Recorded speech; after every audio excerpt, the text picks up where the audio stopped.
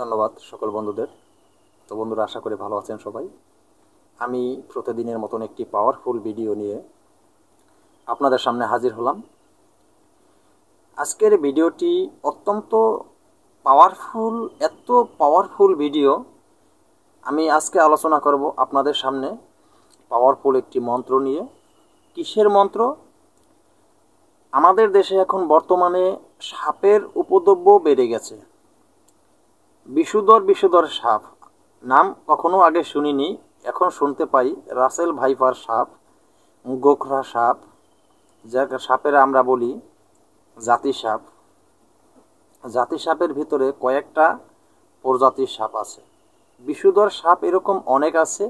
তো বন্ধুরা, যত বড় বিষধর সাপেই হোক না কেন, সাপ কোনোদিনও ছোট না, সাপ তো সাপেই হয়। তো যে কোনো সাপ দেখা গেছে কি, আপনাকে শহরের ভিতরে যারা আছে তাদের একটু ভয় কম, গ্রামগঞ্জে যারা আছেন রাতের অন্ধকারে চলাকালীন সময়, গভীর রাতে চলাকালীন সময় বিভিন্নভাবে বিভিন্ন কারণে হয়তো অনেক সময় আপনি অনেক কাজে কর্মে চলে গেছেন, সাপে কোথার থেকে আঘাত লেগেছে সাপের শরীরে। সেই সাপ দেখা গেছে গভীর রাতে এসে আপনার ঘরে এসে আপনাকে আঘাত করতে পারে, আপনাকে কামড়ে দংশন করতে পারে। সেই সময় আপনারা কি করবেন? তো সেই সময় আপনারা কি করবেন? আমার চ্যানেল দেওয়া সাপের বিষ আটকে রাখা অনেক মন্ত্র আমি দিয়েছি। সেই মন্ত্রগুলি ভালোভাবে মুখস্থ করে নেবেন। মন্ত্রগুলি কেউ বৃহস্পতিবার এবং রবিবার মুখস্থ করবেন না। আপনারা যদি বৃহস্পতিবার আর রবিবার মন্ত্র মুখস্থ করেন, মন্ত্র কোনো কাজে আসবে না। তো বন্ধুরা, এই ভিডিওগুলি পাওয়ারফুল সুন্দর করে চেক করে দেখবেন। চেক করে দিয়ে মন্ত্রগুলি নিয়ে আপনারা মন্ত্রগুলি মুখস্থ করবেন। আর এই মন্ত্র যেদিন আপনারা মুখস্থ করবেন, সেদিন মনে রাখবেন নিরামিষ খেয়ে মন্ত্র মুখস্থ করবেন। আমিষ জাতীয় খাবার খেয়ে মন্ত্র মুখস্থ করবেন না। আমিষ জাতীয় খাবার মানে কি? মাছ, গোশ, ডিম। যেই কোনো মাছ, যেই কোনো গোশ এবং যেই কোনো ডিম, এইগুলার আমিষ বলা হয়। এই আমিষ জাতীয় খাবার খেয়ে কেউ মন্ত্র মুখস্থ করবেন না। মন্ত্র যখন মুখস্থ করবেন, আপনার সবজি জাতীয় শাক সবজি, ডাল এবং বিভিন্ন ধরনের তরকারি জাতীয় খাবার খেয়ে মন্ত্র মুখস্থ করবেন। তো বন্ধুরা, আজকের বলা এই মন্ত্রটি পাওয়ারফুল, এত পাওয়ারফুল মন্ত্রটি হলো সাপের বিষ পরীক্ষা করার জন্য। সাপে আপনাকে কামড় দিয়েছে, আপনি অন্য মন্ত্র দিয়ে আটকিয়ে দেবেন বিষ, কিন্তু আপনি বিষ কতদূর উঠেছে সেটা আপনি কিভাবে বুঝবেন? তো আজকের বলা এই মন্ত্রটি যদি আপনি আমার বলা নিয়ম মতন প্রয়োগ করে যে হাত চালান করেন, হাত চালান করলে আপনার হাত যে পর্যন্ত রোগীর বিষ উঠেছে ওই পর্যন্ত হাত গিয়ে থেমে যাবে। তারপরে আপনি অন্য মন্ত্র দিয়ে আপনি বিষটাকে আটকিয়ে দিতে পারবেন। তো বন্ধুরা, আবার এই সাপের বিষ আরও ভাবে পরীক্ষা করতে পারবেন। কোনো ওজা বা কোনো ডাক্তারের দ্বারা যদি আপনারা চিকিৎসা করান, তারপরে যদি দেখা গেছে মনের ভিতরে সন্দেহ থাকে বিষগুলি নেমেছে কিনা সঠিকভাবে, তখন এই মন্ত্র দ্বারা আপনার হাত চালান দিয়ে আপনারা পরীক্ষা করে দেখতে পারবেন যে রোগীর শরীরে কোথাও কোনো বিষ আছে কিনা। যে পর্যন্ত বিষ আছে সেখানেই আপনার হাত চলে যাবে। এত পাওয়ারফুল এই মন্ত্র। তো বন্ধুরা, সেই মন্ত্রটা নিয়ে আমি আজকে আলোচনা করব। মূল আলোচনা যাওয়ার আগে সকল বন্ধুদের কাছে আমার একটাই অনুরোধ, আমার চ্যানেল অলৌকিক শক্তি চ্যানেলটি সাবস্ক্রাইব করে পাশে থাকা বেল আইকনটি বাজিয়ে নোটিফিকেশন অন করে যাবেন, যাতে আমি কোনো নতুন ভিডিও আপলোড করার সাথে সাথে সবার আগে আপনার কাছে চলে যায়। তো বন্ধুরা, এত পাওয়ারফুল আজকের বলা এই মন্ত্রটি আপনারা বুঝতেই আপনাদের কষ্ট হবে, যখন প্রয়োগ করবেন তখন বুঝতে পারবেন। এই মন্ত্রটিতে মানুষের জীবন বাঁচে ভয়ঙ্কর বিপদ থেকে। কেননা গভীর রাতে যদি একটা সাপে আপনাকে কামড় দেয়, তখন আপনি কোথায় যাবেন? মেডিকেল কোথায় পাবেন? ডাক্তার কোথায় পাবেন? তখন এই মন্ত্রগুলি আপনাদের কাজে আসবে। এই মন্ত্রগুলি নিয়ে কেউ ইউটিউবে আলোচনা করে না, আমিই প্রথমবারে আলোচনা করতে শুরু করলাম। আমি এই ধরনের আরও অনেক মন্ত্র আছে, আপনাদেরকে আমি একটা একটা করে সবই দিব, যাতে আপনাদের মানব কল্যাণের কাজে লাগে। তো বন্ধুরা, আমার দেওয়া মন্ত্রগুলি আমার পারমিশন নিয়ে আপনাদের কাজ করতে হবে। আর আমার পারমিশন আপনারা তখন পেয়ে যাবেন আমার চ্যানেলটি সাবস্ক্রাইব করে পাশে থাকা বেল আইকনটি বাজিয়ে নোটিফিকেশন অন করে দিলে এবং চ্যানেলে একটি লাইক দিয়ে দিলেই আমার পারমিশন পেয়ে যাবেন।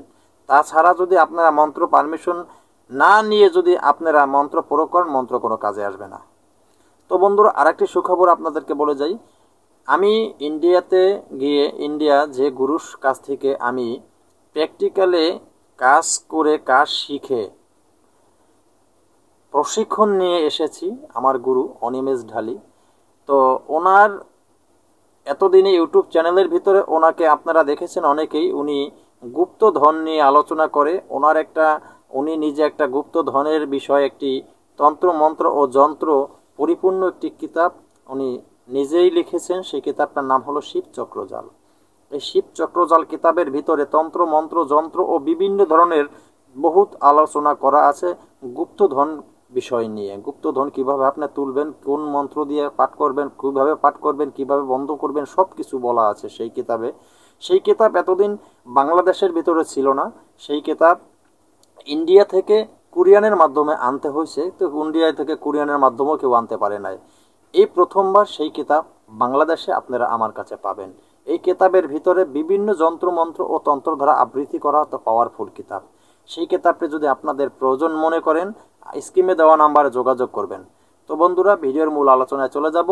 মন্ত্রটি আমি কণ্ঠস্থ একবার বলে দিব, মন্ত্রটি ভালোভাবে শুনে নেবেন, তারপরে আমি নিয়মটি বলে দিব।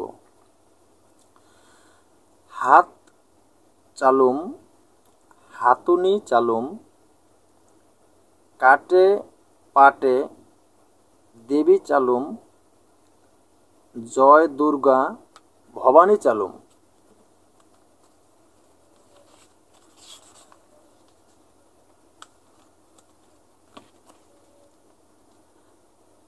চল হাত চল, যেখানে সাপের বিষ সেখানে বিল চল। সাপের বিষ থাকতে যদি মিথ্যা কথা কস, ভাদ্র মাসের বাস চোরের মাঙ্গে চলে যাস। এই যে মন্ত্রটি আমি কণ্ঠস্থ একবার বলে দিয়েছি, এই মন্ত্রটি আপনারা ভিডিওর শেষে পেয়ে যাবেন। তবে মন্ত্রটি 2 পার্টে পাবেন আপনারা, 2 পার্ট থেকেই আপনাদের মন্ত্রটি মুখস্থ করে নিতে হবে। তো বন্ধুরা, আমি এবার নিয়মটি বলে দিচ্ছি, মন্ত্রটি আপনি কোন নিয়মে কাজে লাগাবেন। এই মন্ত্রটি আমি আগেও বলে দিচ্ছি কিভাবে মন্ত্র মুখস্থ করতে হবে। তবে ভালোভাবে যখন মন্ত্র মুখস্থ করা হয়ে যাবে, এরপরে সাপে যদি আপনার কোনো রোগী, যে কোনো মানুষের শরীরে বা পায়ে হাতে যেখানেই কামড় দেখ, কামড় দেওয়ার পরে আপনি কিভাবে বুঝবেন এই রোগীর শরীরে বিষ কত দূর উঠেছে এবং সাপে কামড় দিয়েছে বিষ রোগীর শরীরে আসছে কিনা, কিভাবে বুঝবেন। তো আজকের বলা এই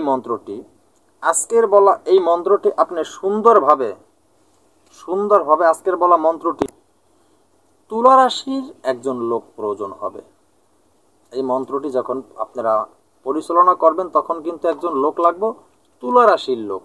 সেই তুলা রাশির লোকটা বসে তার হাত মাটিতে রাখবেন, তার হাত মাটির উপরে রাখবেন। মাটির উপরে রাখিয়া আজকের যে বলা মন্ত্রটি, এই মন্ত্রটি আপনি এক নিঃশ্বাসে 3 বার পড়বেন, ওই হাতের উপরে একটা ফু দিবেন। আবার মন্ত্রটি এক নিঃশ্বাসে 3 বার পড়বেন, আবার হাতের উপর একটা ফু দিবেন।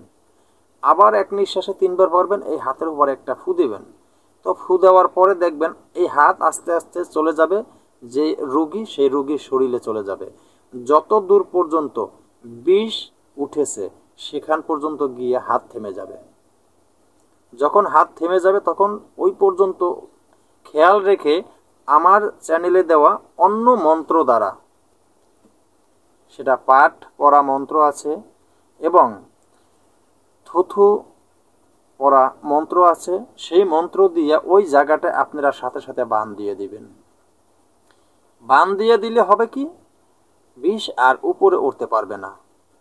তবে মনে রাখবেন, আপনারা এই মন্ত্র পরীক্ষা করার আগে, এই বিষ পরীক্ষা করার আগে পাঠ পড়া মন্ত্রটি দিয়ে পাঠ আপনারা পরিপূর্ণভাবে সিদ্ধ করে রাখবেন।